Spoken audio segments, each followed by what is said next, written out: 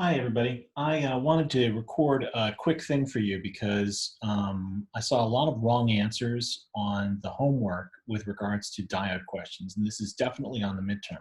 So I wanted, besides just giving you the solutions, some of which actually are have mild issues right now. I have to go back and fix it. But so I wanted to go through the basics of how diodes work in circuits because it's clear that there is some confusion by nearly everybody on at least part of it. So I'm not going to go through all the details like the Zener diodes and some other details, but I do want to go through a couple of the basic circuits. And I printed out some of the plots just so we were very, very clear on what the answers were. So let me give you the example of these two circuits here. Now, both of them do basically the same job. They both basically allow positive voltages through and block negative voltages and set negative voltages equal to 0. And let's see how they do that. And first, we're just going to ignore the turn-on potential of the diode. We'll assume the diode is a perfect one-way gate. Okay, so if we look at this first one, we can see here if the input voltage is higher than ground. So if we turn this diode off, this voltage here will be ground. So if the diode is not conducting, the output, there's no current through this resistor, and so the output is at 0 volts. If the diode, so that's if the diode is turned on. So if turned off.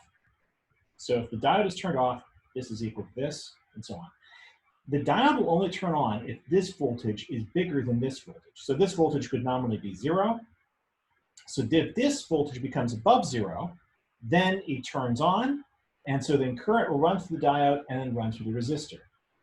When the diode is turned on, this voltage and this voltage are the same, and so the output voltage will be the same. So you'll see positive only going pulses. If the input is less than 0, the diode turns off and the output is 0. If the input is bigger than 0, the diode turns on and you get positive going pulses. And similarly over here. Here, I've got the resistor first and then the diode. This diode does nothing as long as this voltage here is negative. You know, I've got to step backwards, don't I? This guy. Is that right? No, I probably had him the first time. Let's double check. I want him to be. This is confusing. You have to walk through it. Let's check the circuit and walk through it. So if this is at negative voltage up here, this is higher voltage than this, and the diode turns on. If it switches on, then it demands that both of its sides be the same voltage. Yeah, that's why I had it right the first time around. I should trust myself. So, and then if this voltage becomes, so this voltage becomes positive, then this voltage will be higher than that. The diode turns off, and so the output is equal to the input. Okay. Now, let's do it again, but now we put on the turn-on potentials for the diodes. So in this case, this guy is going to need 0.6 volts higher here than here before he turns on, which means that this guy will remain 0, so the output will remain 0 until the input becomes 0.6 volts.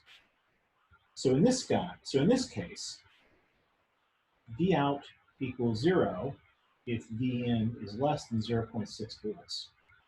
And then V out, so if the diode is activated, this side is always 0.6 volts higher than that side.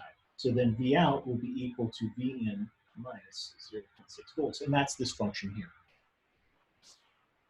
So you'll notice that we lose maximum height here because the output, the red, is lower potential than the input by 0.6 volts. This is, you can see, this is 3 volts, 2 volts, 1 volt, 3 volt. So this is a 3 volt peak to peak thing here, which I'm using a small 3 volt signal here just to exaggerate the effect of the turn-on potential. This one works differently. Here, this input here has to be 0.6 volts lower than this before the diode turns on. So he doesn't turn on until the output is at negative 0.6 volts. So if V in is greater than negative 0.6 volts, V out equals V in.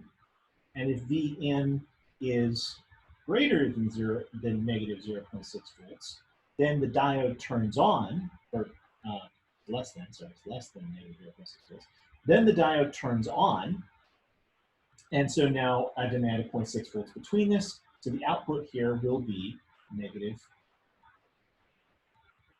0.6 volts, which is this one, right? So in this one, here's the ground, here's the ground, and then here's the circuit's positive on, and it allows itself to dip very slightly negative by that 0.6 volts, and then does the same thing again. So the input is in black here, and the output is in blue, right? Similarly, and you can walk through this logic yourself, if I reverse the diode, so I reverse the two diodes in this case, so you can see these two diodes are the reverse of the two diodes I had in the previous case. So in this case, this diode will allow current through only if this side is higher voltage than that side. So, so this guy turns on when the input is negative and acts to, so this guy turns on only when the input is negative, so the output only sees negative inputs. This guy turns on and grounds the output only when the output is positive. So again, these work as negative going. The difference here being as to whether they stop at 0.6 or they subtract 0.6 off the signal. So you should be able to walk through these on your own. Now, the very important thing is that to neglecting the turn-on potential, these two circuits do the same thing. Including the turn-on potential, the bias potential, then these two guys do slightly different things. Let me just briefly talk about some of the other, one of the other questions in that routine, and that was this guy,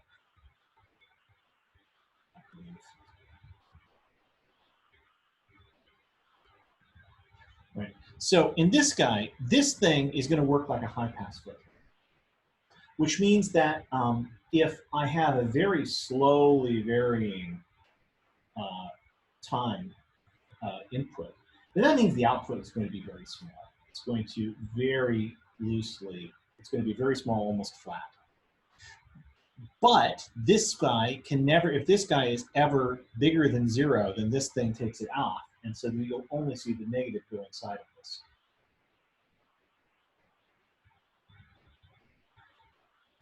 If, on the other hand, I have a rapidly varying pulse, and that was the second example, is where I have square pulses at high frequency. So here, that's my input. Then my output, let's just use 10. Right? If I just had the if I was just looking at the capacitor, right? I was just looking at the capacitor. So this guy lets the current flow straight out if this capacitor is greater than 0. So it doesn't do anything on the positive going, but on the negative going, what you'd see is you'd see a sharp spike downwards. So you see nothing on the upwards and a sharp spike downwards, and then a sharp spike downwards again. Right? So on every downward going pulse, this one and this one and this one. I'm not drawing this very well. There you would see negative going spikes. So this thing is kind of a negative going edge detector. It will give you a negative voltage spike only when this thing transitions from high to low very quickly. So now this one, strictly speaking, I should have had the resistor in here to really show the idea, but this gives you some sense of what's going on. When you walk through these circuits, you have to be very careful about when does the diode turn on, and under what conditions does the diode turn on, and then when the diode does turn on, it allows current through, and so it sets the voltage on either side of it to be equal to the turn on potential. Okay, I'm going to return your assignments to you shortly. If you have any questions, ping me on Slack, and I can open up a video window to talk about this stuff if you want. Okay, everyone have a great weekend. Talk to you later.